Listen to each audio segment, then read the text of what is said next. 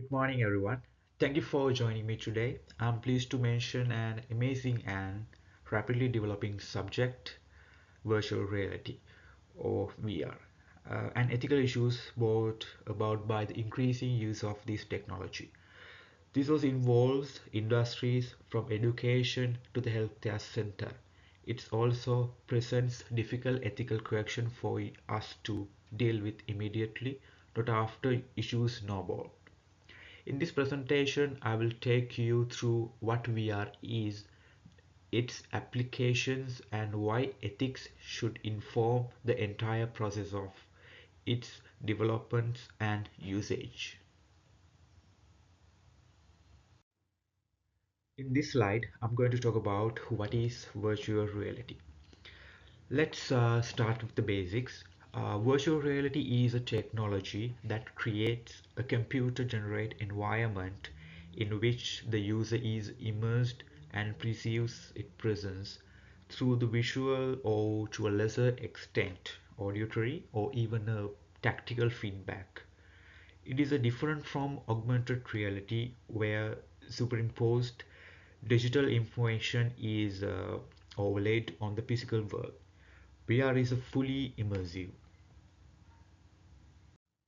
Okay, let's talk about the history of VR.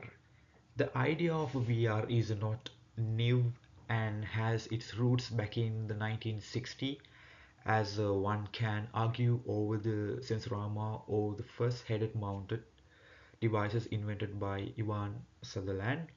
However, the consumer VR didn't really get off the ground until the 2010s with the device such as Oculus Rift and HTC Vive. Now VR is stronger, cheaper, and more accessible. But with this evolution, we need to stop and question what is the psychological, social, ethical impact of this on users. Okay, in this slide, I'm going to talk about applications of VR, usages of VR. The VR has discovered the varied fields of application in multiple industries, such as healthcare, education, entertainment, architecture, design, military, and space. In healthcare sector, VR used for the surgical training and pain therapy, according to a Stanford study. VR can help patients feel less pain during a medical procedures as it fan them in a tranquil settings. In education sector, VR being abstracts to life in the education. For instance, student can visit historical places or module in 3D space. So that's learning profoundly engaging. Entertainment has maybe been the most visible sector where VR has been applied with gaming and immersive storytelling. But this also makes one wonder whether the content is appropriate and whether perpetrating may be one risk. Uh, in architecture and design, allow real-time walkthrough, real-time of spaces prior to building as well, improving collaborations. In military and space, VR is used for high stakes simulation training by the military and space agencies. They do not risk lives. Clearly, VR is promising, but with the power, there is a responsibility. Okay, let's talk about why ethics in VR. Now, let's address why ethics matters in VR.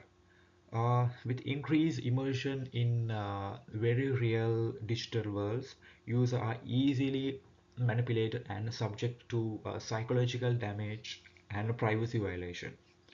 VR records fabulous amount of data, not only what the eye fixates, but even heart rate and emotions. When there is no strict regulation, this data may be used for the purpose of advertisements, profiling, or worse. The line between reality and simulation is lost, and individual may be harmed psychologically by virtual experience. Additionally, with more children and vulnerable users joining the VR spaces, there are increasingly pressing ethical questions around consent, content safely, and emotion manipulation. Thank you, Manusha. Hi, my name is Yasit Ramindu Samaravikrama, and I am going to talk about the ethical issues of virtual reality. And we can look into this.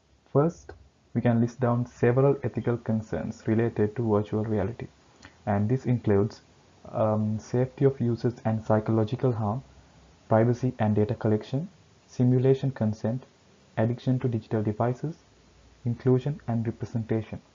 Now we can look into each of these in a deeper level. So, in this slide, we can look into psychological harm and user well-being concern in a deeper level. So, virtual reality can offer incredibly immersive experiences, but these kind of immersions also bring psychological risk that we need to address seriously. First, VR can be overwhelming. Users often experience intense fear, confusion, disorientation, especially in horror or fast-paced simulations. For example, a user in a haunted house simulation may physically flinch or scream, reacting as if the threats were real. Another major issue is motion sickness. These are also sometimes called as cyber sickness. This happens when what users see in VR doesn't match with their real body movement. So this might lead to nausea, dizziness, headaches, and especially this is common in video games where the artificial movement like flying or running is involved. And also, there are long-term concerns as well.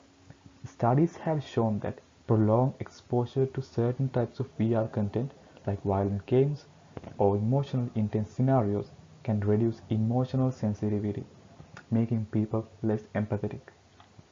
There are also growing evidence linking excessive VR usage leads to anxiety or detachment from reality, especially in younger users who might struggle the distinction between simulation and real world.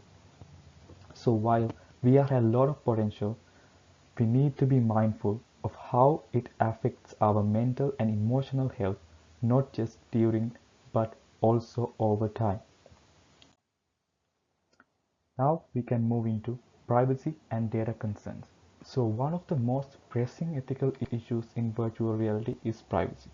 Unlike traditional digital platforms, VR collects far more than just username and passwords.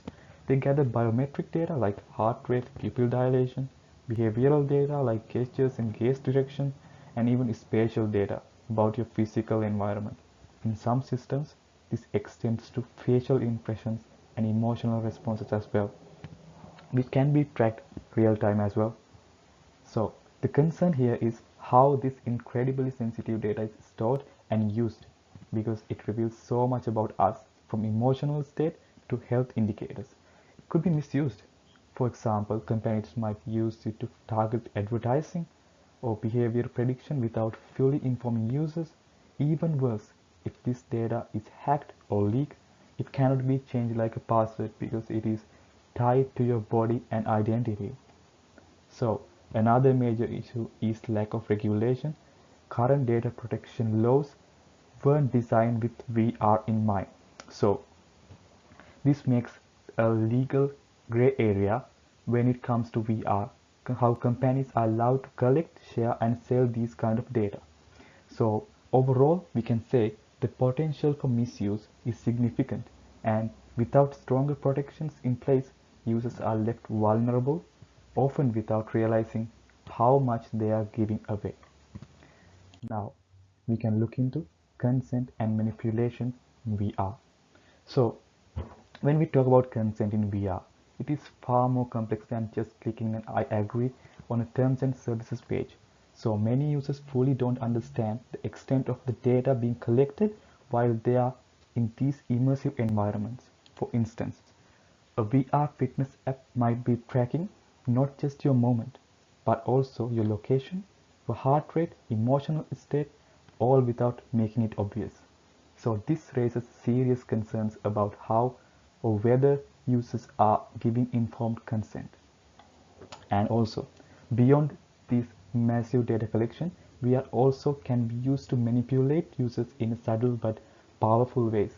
Because VR feels so real, the simulation can influence behavior and decision making without users being fully aware. And in marketing, for example, users could be steered towards purchasing decisions on how environments or avatars are designed to trigger emotional responses. So there's an also ethical line when it comes to violent or inappropriate content. Immersive simulations of violence or inappropriate scenarios might lead to desensitization or even normalize harmful behavior, so especially among young users. And if users aren't properly warned or given the chance to opt out, this crosses into serious ethical territory. Ultimately, the question is not just what users experiencing in VR, but how aware and in control they are in those experiences. And right now, the control is often missing. Now we can look into equity and representation in VR. When we talk about equity and representation in virtual reality, these are critical topics, but often overlooked issues. Many VR environments are designed with default avatars in a typical certain way. This creates a narrow sense of identity, which can make users from other backgrounds to feel excluded or misrepresented, and this bias can be extended beyond avatars. It shows up in how virtual spaces are designed. Let's take an example. Environment might assume users are standing, have full mobility, or familiar with a certain cultural norm. This makes it harder for people with disabilities or from diverse cultural backgrounds to feel included or even participate meaningfully. And also, there's a major underrepresentation of minority groups in both VR content. When the people creating this experience, it doesn't reflect broader population, and it increases reinforcing stereotypes or ignoring certain perspectives altogether. And finally, accessibility is a major concern, and many VR systems don't accommodate users with visual impairment, hearing loss, or limited motor function, and this means large part of the population is being left out of the conversation, or worse, actively excluded using this technology. So, if VR is supposed to be shared with the virtual world, then the world needs to be built for everyone. And also, equity, inclusion, and accessibility must be seen as core design principles, not afterthoughts. So, this concludes my part of the presentation. My colleague Bishan will continue from here. Thank you very much. Yes, it. My name is Sushant Mukti. Now I will continue this presentation. Now I will talk about the ethical frameworks. As an ethical framework, there are three types of ethical frameworks: deontology, ruler racism, virtue ethics. To better access these changes, we turn into ethical framework. These help guidelines to decision to evaluate whether something or right or wrong based on the duties, consequences, or personal characters. We will discuss the ethical framework in the more details in the next. We can see these things. First of all, we can talk about the how to applying for the frameworks into the VR. First, we have to talk about the deontology or duty of base of ethics, uh, rooted into the work, philosophy, manipulate Kant, and reflect in the professional code of conduct. This approach emphasizes duties and rules in view create actions such as respecting user privacy or obtain the information consent integrity is right. Guidelines is of the regardless is of sequentially. If the V developer violating user privacy, that action is considered unethical, even if the benefit of the larger group. Deontology is about doing the what normally right, regardless of outcome. In VR, means a user must be clearly informed about what that we collecting about how to ex- expressing might affect to them, and users should give the informed consent, especially in sensitive area like therapy or invasive simulation. It is unethical to expose the users the instance of manipulate content without proper warning. And secondly, there is utilitarianism is which outcome based according to the things they are like. Um, we can discuss. We can refer the shells and Cookable research papers. The focus on there is the maximizing overall well-being or maximizing harm. For an example, if the VR is the therapy tool significantly improve the mental health for uh, thousands, and ultimately more might argue that limited data collecting justified so long as benefit outweigh to risk. Uh, Utilitarianism is used to for the medical purposes, and medical VR, for an example, benefit many, helping with the training, pain management, or mental health. In concern, the violent VR games many harm users, especially young ones. And ethical developers must be weighed to potential the impact of the concern and aim to do more good than harm. And lastly, we consider the virtue ethics, a character-based approach uh, campaign by the scholars like Shan Volunteer is the mainly cover the virtue ethics. These frameworks ask what kind of person or company we should strive to be. It emphasizes the traits like honestly, em- uh, empty, and responsibility. In a VR context, virtues the developers must design systems with composites for users, thinking deeply about how virtual experience shapes harm, characters, and social norms. Virtual ethics focus on the characters and users. These the main things.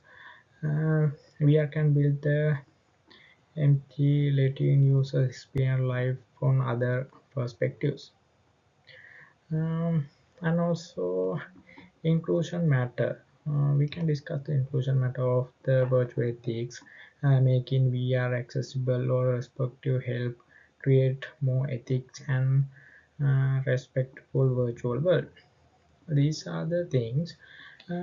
These together, these frameworks allow us to these ethical dilemmas from the multiple uh, perspectives, helping us multiple responsibility and helping us to make the more informed and principled decision when navigating the complete train and virtual reality.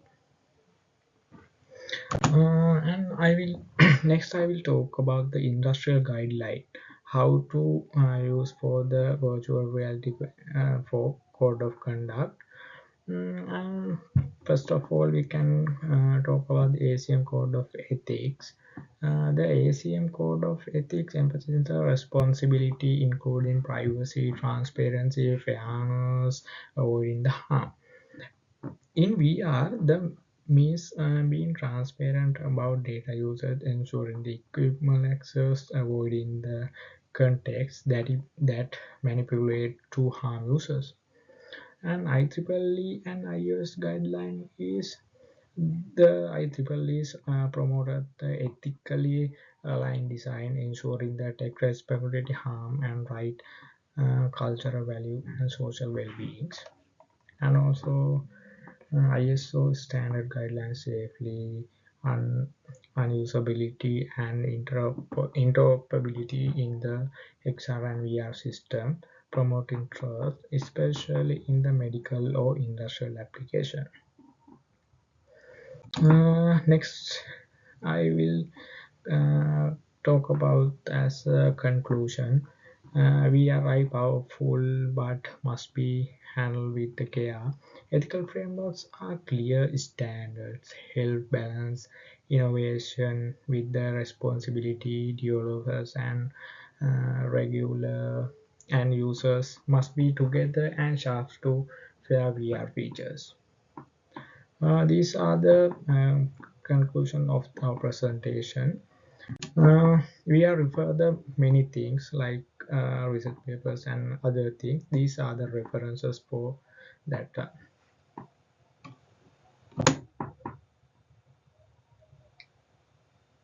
I will wind up this presentation. Thank you very much.